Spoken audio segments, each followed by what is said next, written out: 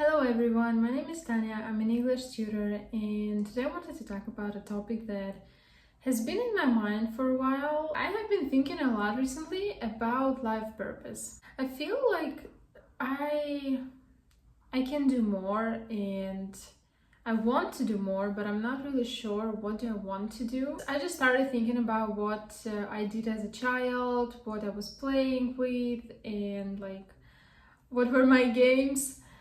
And it got me thinking that everything that I'm doing, it's slightly, not even slightly, I think it's like, it is connected to the things that I have been playing with when I was a child. Like when I was a little, I was imagining that I have my own language and I would create my own language. And I remember I liked it so much. I like created grammar and new words, and it was so exciting. And when I got older, I never thought to be a linguist or a translator or anything. I was like as everyone, I was a little bit confused. I didn't know what I want to do. I didn't know where I want to go. And the last minute, I decided to be a translator. And I actually hated translating when I was at school, and it was like my least favorite thing to do at English lessons. But anyway, I chose to be a translator. And then when I was thinking about it, I was like grateful because I love languages. I think when you're at school, you have so many things you need to learn, and things that you don't want to learn, and there are so many things that you don't really have time to sit and think, what do I like what do I really want to do? I really want languages to be a part of it, because like learning a new language is like a hobby to me. I don't take it as something very difficult, or it can be difficult. Like, even if I say that I love languages, sometimes when I learn Italian, I'm like, oh my god, where will it stop? Like, how many things will there be that I will need to learn? I also have this attitude sometimes. It's not that like I just sit every day and always in a good mood and mind and just like happy to learn everything in the world. Not really. I also have my moods, but I love languages so much. It's like, it makes me happy. Learning a new language makes me really happy. I'm really very excited that I was born in a Bulgarian family in the village where I was born in Moldova. So I spoke Bulgarian and Russian since childhood, and we learned English, Romanian, and French at school. And I'm learning Italian now. I'm so grateful that it was the way it was. So I was surrounded by a lot of languages already, and the people that I knew, like, they all knew a lot of languages. And when we moved to Moscow, I remember people surprised that I know so many languages, and for me it was like, no big deal, like everyone knows a lot of languages, what do you mean? And I'm really very happy. I'm very lucky to be born in such family, in such surrounding, where we were like, since childhood I was talking in many languages. And when I was at school, when I was like older, I think I forgot my love for languages.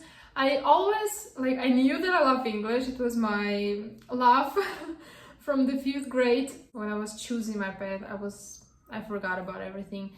And I actually well, I wanted to connect my life with shootings, with cinema. I changed my mind into photos, into videos so much for a very long time. I'm still now, but when you go to university, when like a lot of things are happening in your life, you sometimes forget what you really love. So yeah, we have my childhood. Yeah, I was creating my own language. And then when I was older, I was actually learning languages. I studied as a linguist. I studied as a translator. So I connected my life with the things that I did in the childhood, not even realizing that. Then there was another thing. I loved teaching when I was a child. I don't know. We all have these games when you play as a children. Like, I used to grade my students, not really students, my toys. And I was into it so much. I remember we had a wooden cupboard, and I had a chalk. I would write the exercises on this cupboard, or I was so much into this process that then when I got older, again, I started teaching. It wasn't something that I have been craving my whole life. Like after being a child, I started doing this, you know, I went to university, like I did a lot of different things. And it also, like, maybe my mind was clogged, so I again forgot about all the things that I did as a child. And eventually I started being a teacher. I love my job so much, and I'm very grateful that I've chosen this path. But yeah, I never thought of being a teacher. It wasn't like something that I was like, okay, I really want to do it sometimes. Because now I ask my students, like, what do you want to be? Where do you want to go to study? Because they're like teenagers, grown-ups.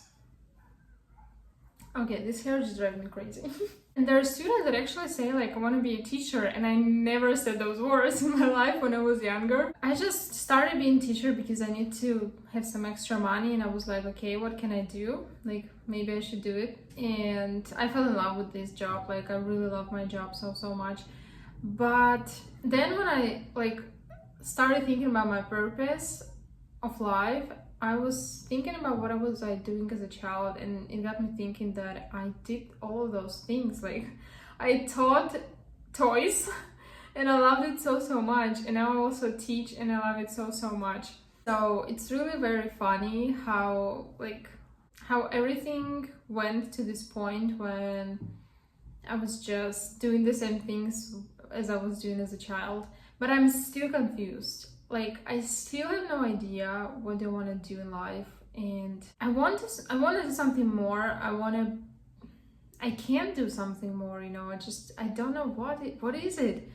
And I love psychology, and when I was like 15, my mom studied as a psychologist, and I found her books, and I was like, wow, I should like read them. It's so interesting. And I remember when I was 12, it was the first time I started analyzing myself, because I was like a very capricious girl. And I remember when I was offended by something, like, you could offend me very easily. And I remember being 12 and my sister did something to me. And nothing like huge, it doesn't even matter actually, it didn't even matter that much.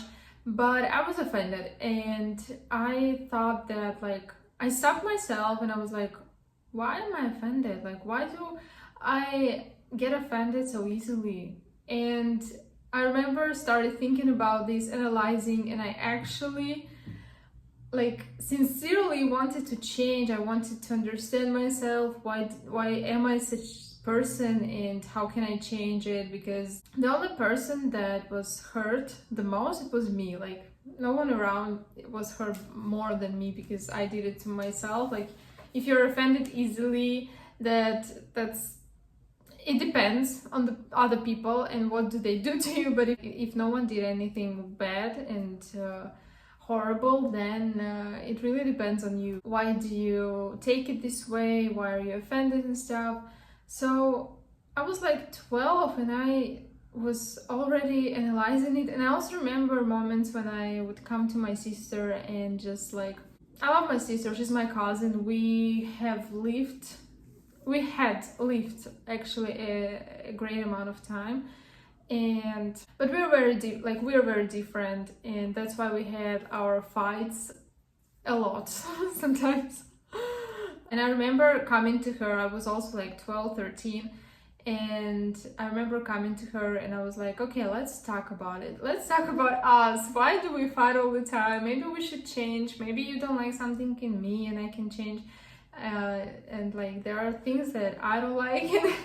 Like, maybe we can work it out and stuff. And I remember these days so good. It was so difficult to hear the stuff she was saying to me. Like, you know, no one loves to hear criticism, especially when you are 12 or 13 and like a narcissist and somebody tells you that you have something you need to work on and that you're not the perfect girl that you think you are. And I remember these days so much, but I was so like trying not to react anyhow, because I told her things I didn't like about her. She said things that she didn't like about me. I tried my best not to say anything to these and not to react to the criticism. but eventually I didn't actually, so I took it pretty well. I think we should all ask ourselves if we lost our path or if we don't know what to do with our lives. Maybe we should ask ourselves, like, what did I like doing as a kid? How can I use it in my adult life? There is also an exercise that I did. So you have to answer the questions, and the questions are, why do people come to you mostly? Like, what do they need from you mostly? And most of the times it's first within, like, about English. They ask me questions about English, like, can I write it this way? Is it grammatically correct or something? And I think more often they come to me with the question like, I need help. I mean, psychologically, like, can you advise me something? Or can you tell me what you think? Or sometimes not even this. Sometimes they can just come to me and I ask them, like, do you want to express your feelings or something? Or you want to talk it through, and like I will tell my opinion and stuff like that. And they will say like, yeah, I want your opinion. Or whether they say just like, you know, I want just to speak about it and not hearing anything else. And that's why people come to me usually when I help with some psychological advice, or they tell me like, thank you, you made my day. I feel so much better. Like, it makes my day when I can help a person. So my mom is a psychologist and she has groups, and it was like a group that, it wasn't like a session group, I'm not sure how to explain it. It was a group that you have to attend once in 2 weeks. So, and it's like, you are free to attend it. If you don't want to, you don't come. If you want to come. The sessions are always about different things. So it's not only about one thing, it's always about different things. And so I was on such group, and I remember I helped a girl with my advice. I don't remember with what, I just remember I helped. And she was so grateful. She, at the end of the session, she said that to me, like, thank you so much. You made my life easier and, you know, made my day and stuff. And after the session, like, it had been 2 hours or 3, and I still felt so good. And I told my mom, like, you know, I feel so good. And even though it had been like 3 hours, I felt really good. I don't know. I don't even know why do I like speak all of this. And I want to be sincere, I want to be honest, and I just want to talk about feelings, and maybe somebody will relate to them, but that's how I feel right now. And I actually had an idea on my mind about the video that I wanted to shoot today, but I was like, no, I just need to talk it through, because if I don't, then it will still be stuck in my mind. I just decided that, you know, I should talk about it. So